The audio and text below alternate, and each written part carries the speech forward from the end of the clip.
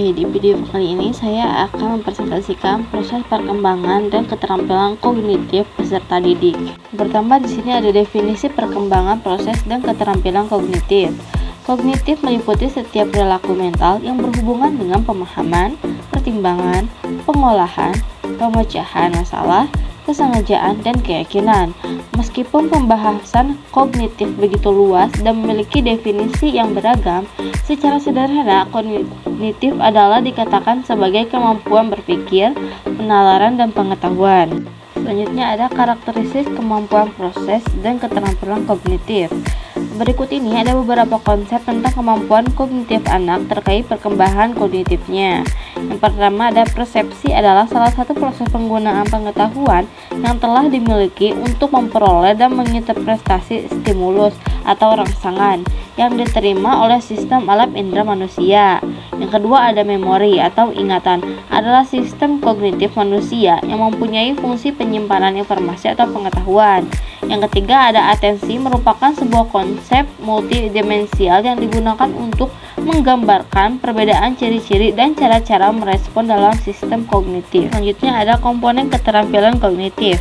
Terdapat beragam kecenderungan kemampuan keterampilan kognitif peserta didik, yaitu yang pertama ada metakognisi atau adalah pengetahuan dan kesadaran tentang proses kognisi atau pengetahuan tentang pemikiran dan cara kerja. Dua, ada strategi merupakan salah satu kecakapan aspek kognitif yang penting dikuasai oleh seseorang peserta didik di dalam belajar atau memecahkan masalah.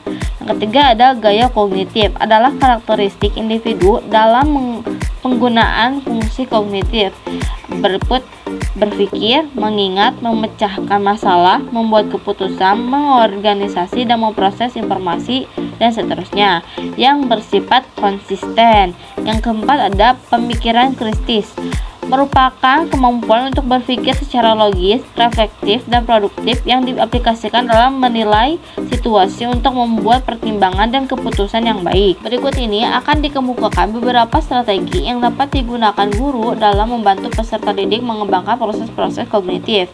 Yang pertama, ajak peserta didik untuk memfokuskan perhatian dan meminimalkan gangguan.